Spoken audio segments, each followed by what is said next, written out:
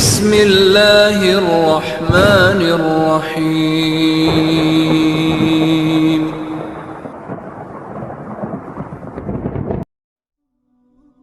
Assalamualaikum warahmatullahi wabarakatuh. Sahabat Afan Studio yang dirahmati Allah, semoga senantiasa dapat perlindungan Allah Subhanahu Ta'ala. Pada zaman dahulu ada sebuah wilayah yang dipimpin oleh seorang raja yang kejam. Raja itu memiliki kekuasaan yang mutlak, luas, tidak terbatas. Ia memerintah dengan sangat keras. Ia menggunakan berbagai macam cara. Ia menggunakan kekuatan militer. Ia menggunakan kekerasan untuk menekan rakyatnya. Raja itu tidak segan-segan menggunakan hukuman yang berat, termasuk menyiksa dan mengeksekusi mati, untuk dapat mengendalikan dan menakut-nakuti rakyatnya, supaya mereka taat, patuh, dan tidak memberontak kepadanya. Raja itu tidak hanya menguasai tanah, tidak hanya menguasai pemerintahan dan rakyatnya saja.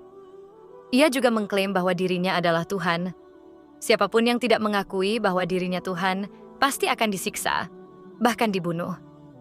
Pada masa sekarang ini, di era modern ini, kita mungkin mengira kejadian itu hanyalah hayalan saja. Tapi, sesungguhnya, kisah ini benar-benar pernah terjadi. Pada tahun 2100 sebelum Masehi, di tengah padang pasir yang gersang, di tengah pertumbuhan kota-kota padang pasir yang sedang tumbuh dengan pesatnya, berdirilah sebuah menara yang tinggi besar. Menara itu bernama Menara Babel. Menara itu merupakan simbol kemegahan, simbol kekuatan, dan simbol kekuasaan seorang raja. Raja itu bernama Raja Namrud. Menara itu juga merupakan simbol bahwa kekuasaan dan kekuatan Namrud setinggi kekuasaan dan kekuatan Tuhan. Kisah ini akan membawa kita ke dalam perjalanan yang menegangkan dan penuh dengan lika-liku tentang kehidupan Raja Namrud, dari masa kejayaannya hingga kejatuhannya yang memalukan dan kematian Namrud yang mengenaskan. Jarang orang yang tahu bahwa Namrud adalah keturunan dari Nabi Nuh alaihi salam. Namrud adalah putra dari Kanaan, cucu dari Hus, cicit dari Ham, dan keturunan dari Nabi Nuh alaihi salam. Sejak lahir, Namrud tidak berhak menjadi raja ataupun pembahasannya. Ia adalah seorang yang licik dan suka menipu. Namun ia adalah seorang yang pekerja keras. Ia seorang yang ambisius. Maka tidak heran, semakin hari pengikutnya semakin bertambah banyak. Dan dalam waktu yang tidak lama, Namrud berhasil menjadi penguasa di Babilonia yang perkasa. Kerajaan Namrud meluas hingga ke kota-kota besar yang lainnya. Kerajaan Babilonia sangat legendaris, terletak di wilayah Mesopotamia kuno. Saat ini sebagian besarnya berada di negara Irak. Di bawah terik matahari yang membakar dan langit yang luas, penduduk Babilonia hidup dalam ketakutan dan kekaguman terhadap rajanya, yaitu Raja Namrud. Ekonomi mereka tergantung pada pertanian dan perdagangan. Sementara mata pencaharian sebagian besar penduduk adalah bertani, berdagang, dan menjadi pengrajin. Namun ada juga di antara manusia itu yang hidup sebagai budak Namrud. Dan itu adalah sebuah penderitaan yang tak terperikan. Mereka dipaksa bekerja keras tanpa ampun, hanya untuk melihat dan menyaksikan hasil jerih payah mereka, dirampas dan digunakan oleh penguasa yang tidak kenal belas kasihan. Namrud adalah raja yang sombong dan kejam. Namrud memerintah rakyatnya dengan tangan besi. Dia juga orang yang pertama memperkenalkan, mempelajari sihir yang diajarkan oleh iblis yang dilaknat oleh Allah. Namrud membangun salah satu dari 7 keajaiban dunia, yaitu Menara Babel yang sangat megah. Menara Babel digambarkan sebagai sebuah struktur yang indah dan megah. Tingginya diperkirakan mencapai 91 meter, bahkan lebih. Hal itu berdasarkan rekonstruksi arkeologi dan teks-teks kuno. Luas dasar menara diperkirakan sekitar 91 meter persegi. Terbuat dari batu batai yang dipanggang dan disatukan dengan aspal. Menara ini memiliki tangga spiral yang mengelilingi eksteriornya sehingga memungkinkan orang untuk naik ke puncak menara. Dari atas menara, orang bisa melihat pemandangan luas di sekitarnya. Dinding menara dihiasi dengan berbagai macam ornamen dan berbagai macam relief yang menggambarkan kejayaan Namrud dan dewa-dewa yang ia sembah. Bangunan ini tentu saja sangat fantastis di masanya. Dibangun oleh ribuan pekerja termasuk budak dan tukang. Sumber-sumber kuno menyebutkan pembangunan ini melibatkan puluhan ribu orang. Menara ini dibangun selama beberapa dekade dengan berbagai tahap rekonstruksi yang memakan waktu 20 hingga 30 tahun. Tujuan utama dari Menara Babel adalah untuk menjadi simbol kekuasaan dan simbol kemegahan Namrud, serta untuk menunjukkan ambisinya untuk mencapai langit dan menyamai Tuhan. Menara Babel menjadi simbol ambisi manusia untuk mencapai kekuasaan dan kemuliaan yang tidak terbatas, tetapi juga untuk mencapai pusat dari kerajaan Babilonia yang masih terus terkenal, menjadi ibu kota negara alias IKN. Babilonia sendiri merupakan salah satu peradaban terbesar di dalam sejarah manusia. Jauh sebelum menjadi raja, Namrud hidup dalam kemewahan dan kesejahteraan. Mimpinya yang paling besar adalah menjadi penguasa yang mutlak atas semua muka bumi dan bagi orang-orang yang ada di dalamnya. Pada suatu hari ketika Namrud sedang mandi, ia dikelilingi oleh banyak pembantu wanitanya yang cantik-cantik. Tiba-tiba muncullah seorang laki-laki berpakaian hitam. Ia memakai jubah panjang yang menutupi seluruh tubuhnya. Kemunculannya begitu tiba-tiba hingga Namrud terkejut melihatnya bisa masuk ke dalam tempatnya. Pria bungku itu berkata dengan nada mengecek kepada Namrud, "Jadi kamu yang akan menguasai bumi dan segala isinya ini." Demikian kata lelaki itu sambil tersenyum dengan sangat sinisnya. Namrud marah besar. Ia kemudian memerintahkan para pengawalnya untuk segera membunuh laki-laki itu dan membunuh semua pembantu wanitanya yang mendengarkan perkataan laki-laki itu tadi. Namrud tidak ingin diremehkan oleh siapapun.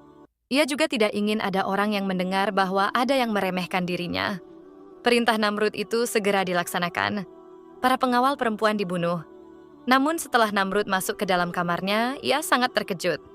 Ia menemukan pria bungku yang baru saja dibunuh itu sudah berada di dalam kamarnya. Namrud sangat terkejut dan keheranan. "Siapa kamu?" kata Namrud.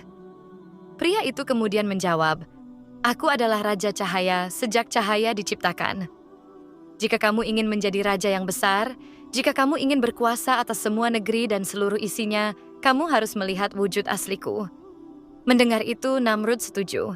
Laki-laki bungku itu pun kemudian berubah menjadi sosok aslinya, yaitu seorang pria besar, bulunya lebat. Pria itu ternyata adalah iblis. Iblis memerintahkan Namrud untuk sujud kepadanya. Sebagai gantinya, iblis akan memberikan kekuatan kepada Namrud. Namrud pun setuju. Ia menjadi manusia pertama yang menjual jiwanya kepada setan demi kekuasaan dan pengaruh. Iblis juga mengajarkan Namrud segala macam ilmu.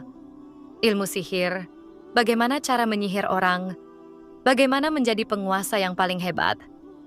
Setelah menguasai semua ilmu sihir yang diajarkan oleh gurunya, Namrud kemudian membunuh ayah kandungnya untuk merebut tahta dan kekuasaan. Dengan bantuan iblis, Namrud menjadi raja yang kuat dan tak terkalahkan. Ia juga menjadi seorang penyihir yang sangat kuat. Setelah menjadi raja, Namrud kemudian menaklukkan banyak negeri hingga ia menjadi penguasa 7 wilayah. Pada suatu malam, para pengamat bintang istana melihat sebuah bintang yang baru terbit di timur. Bintang itu semakin hari semakin terang, semakin lama semakin terang saja. Mereka kemudian melaporkan hal ini kepada Namrud yang kemudian memanggil para ahli sihir dan ahli nujumnya. Mereka sepakat bahwa bintang tersebut menandakan kelahiran seorang bayi yang akan menantang kekuasaan Namrud. Ramalan itu membuat Namrud semakin gelisah dan ketakutan karena ia melihat ancaman terhadap kekuasaannya semakin nyata. Namrud kemudian memerintahkan agar semua bayi laki-laki yang baru lahir harus dibunuh. Hazar yang merupakan pelayan setia Namrud ternyata juga baru dikaruniai seorang anak laki-laki, yaitu Ibrahim. Hazar yang tidak tega menyerahkan putranya kepada Namrud kemudian menyembunyikan Ibrahim di sebuah gua. Namun Ibrahim tidak sendirian. Allah dengan kekuasaannya yang maha besar menurunkan mukjizat untuk menjaga hambanya yang kecil ini. Dari jari-jari mungil Ibrahim, Allah mengeluarkan susu yang cukup untuk memenuhi kebutuhannya sehari-hari. Ibrahim kecil menghisap jarinya sendiri mendapatkan makanan yang dibutuhkannya untuk bertahan hidup. Hari demi hari tersebut terus berlalu dan Ibrahim kecil tumbuh kuat dan sehat dalam perlindungan Allah yang penuh keajaiban. Bertahun-tahun kemudian ketika terjadi masa peceklik yang sangat panjang, rakyat meminta pertolongan makanan kepada Namrud. Ibrahim ikut serta bersama mereka. Setiap orang ditanya oleh Namrud tentang siapakah Tuhan yang mereka sembah. Semua orang menjawab, mereka menyembah Namrud. Namun pada saat giliran Ibrahim, saat itulah Ibrahim menjawab, Tuhanku adalah yang menghidupkan dan yang mematikan. Namrud dengan sombong berkata, Aku bisa menghidupkan dan mematikan. Kemudian setelah itu Namrud memerintahkan para pengawalnya untuk mendatangkan 2 orang pria ke hadapannya. Namrud kemudian membunuh salah satu dari pria itu dan membiarkan yang lain tetap hidup. Kemudian Namrud berkata kepada Ibrahim bahwa, "Aku juga bisa menghidupkan dan bisa mematikan. Lihatlah yang satu hidup dan yang satu mati." Ibrahim lalu berkata, "Kalau begitu hidupkan yang telah kamu bunuh." Namrud terdiam. Ia tak mampu menjawab. Ibrahim kemudian menantangnya, "Tuhanku menerbitkan matahari dari timur. Cobalah terbitkan dari barat." Namrud tidak mampu melakukannya dan ia marah. Ia pun melarang Ibrahim mengambil makanannya. Ibrahim kemudian meminta segenggam pasir dari kota dan ia kemudian kembali ke rumahnya. Pasir tersebut kemudian berubah menjadi makanan yang lezat berkat mukjizat dari Allah Subhanahu wa taala. Ibrahim kemudian memulai misinya, mengajak umatnya untuk menyembah Allah dan meninggalkan penyembahannya. Namun, umatnya menolak dan tetap menyembah Namrud, serta berhala-berhala yang ada. Ibrahim kemudian menghancurkan semua berhala, kecuali berhala yang paling besar. Ketika penduduk melihat berhala mereka hancur, mereka membawa Ibrahim kepada Namrud untuk diadili. Namrud dengan rasa cendang, memerintahkan agar Ibrahim dibakar hidup-hidup. Rakyat kemudian menyalakan api besar dan melembarkan Ibrahim ke dalamnya. Namun dengan kehendak Allah, api itu tidak membakar Ibrahim sedikit pun.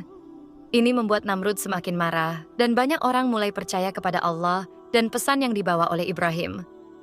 Merasa kalah, Namrud meminta bantuan iblis. Iblis kemudian memberitahunya bahwa Ibrahim adalah setan yang kebal terhadap api. Sudah kalah berkali-kali dengan Nabi Ibrahim alaihissalam, namun Namrud tetap menolak ajakannya untuk menyembah Allah. Allah kemudian mengirimkan pasukan nyamuk, kemudian menghancurkan tentaranya dan meninggalkan Namrud sendirian. Seekor nyamuk masuk ke dalam hidung Namrud dan menetapnya. Namrud menetap di dalam otaknya. Hal itu menyebabkan rasa sakit luar biasa yang hanya bisa reda jika kepalanya dipukul dengan palu ataupun benda keras yang lainnya. Namrud menderita sakit selama 400 tahun, hingga akhirnya ia mati dalam keadaan yang mengenaskan. Hal itu menunjukkan bahwa kekayaan, kemegahan, pasukan bala tentara yang kuat, dan kekuasaan yang tidak terbatas, sehingga melahirkan kesombongan dan melahirkan kezaliman dalam diri Namrud bukanlah sesuatu yang luar biasa di hadapan Allah. Untuk menghancurkan Namrud dan membunuhnya, Allah cukup mengirimkan pasukan nyamuk saja. Nyamuk yang dianggap remeh ternyata membuat Namrud sakit dan tewas mengenaskan. Dengan matinya Namrud, kerajaan Babilonia yang dulu perkasa mulai runtuh pelan-pelan. Apalagi Namrud tidak memiliki penerus kekuasaannya. Kekecauan terjadi di mana-mana dan tanpa kepemimpinan yang kuat, Babilonia menjadi target invasi dari kekuatan asing. Kekuatan yang pernah dibanggakan Namrud akhirnya jatuh. Jatuh dan terpecah menjadi kerajaan-kerajaan kecil yang semuanya saling bersaing. Demikianlah akhir kisah Namrud yang menyalahgunakan kekuasaannya dan melawan kehendak Allah. Allah adalah satu-satunya raja dan pencipta, dan hanya kepadanya kita harus tunduk. Semoga kisah ini menjadi pelajaran bagi kita semua. Wallahu a'lam bishawab. Assalamualaikum warahmatullahi wabarakatuh.